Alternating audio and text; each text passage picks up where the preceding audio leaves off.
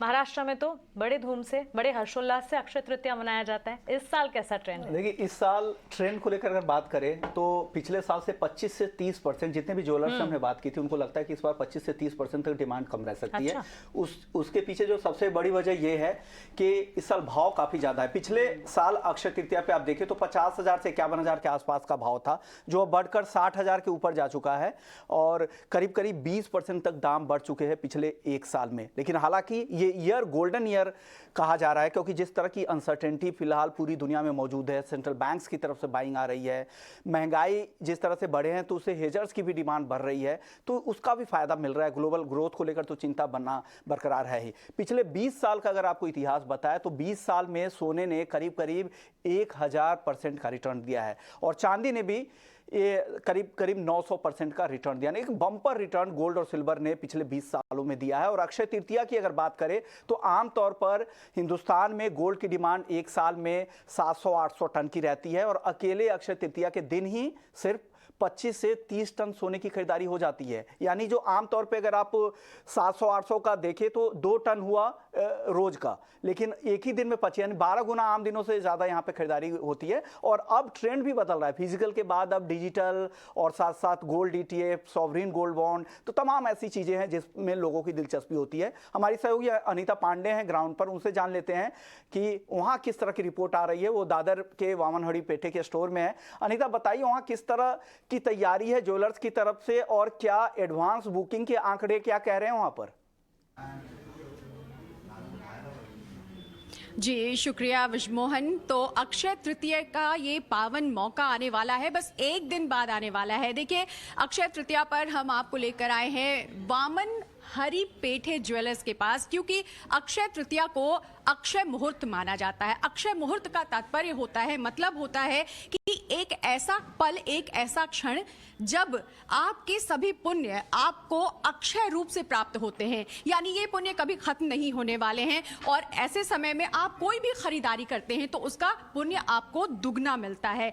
अक्षय तृतीया वैसे तो शास्त्रों और पुराणों की बात करें तो राशि उच्च की होती है, सूर्य और चंद्रमा की, और परशुराम जी का जन्म भी इसी दिन होता है। धरती पर अवतरित हुई गंगा, कई वर्णन मिलते हैं अक्षय तृतीया से जुड़े हुए, इसीलिए इस तिथि को बहुत ही विशेष माना जाता है। और अक्षय तृतीया जितना ही धर्म में महत्वपूर्ण माना जाता है, उतना ही सांसारिक जीवन के लिए भी महत्वपूर्ण माना जाता है। इसीलिए लोग आज के दिन, यानी अक्षय तृतीया के दिन, एक दिन बाद है, अक्षय तृतीया के दिन खरीदारी करते हैं, चाहे वो सोने चांदी की खरीदारी करें, मांगलिक कार्य करें, क्योंकि लोग इंतजार करते हैं इस दिन का। पूरे साल में एक दिन ये आता है जब लोग प्रतीक्षा करते हैं इस दिन की।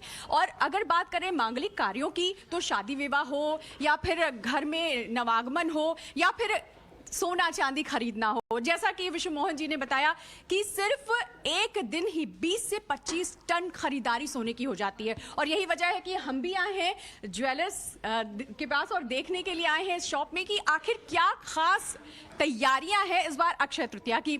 हमारे साथ ओनर हैं वामन हरी पेठे ज्वेलर्स के, और इनसे जानना चाहेंगे कि आखिर क्या खास तैयारी है, किस तरह के ऑफर्स हैं और क्या कुछ करने वाले हैं अक्षय तृतीया पर कि इस बार जो भी ग्राहक आए हैं, जो भी लोग आए, वो खुश होकर के जाएं। किस तरह की तैयारी? जी, पहले ये करने के लिए बहुत बहुत शुभेच्छा और शुभकामनाएं सबके लिए अक्षय तृतीया के लिए।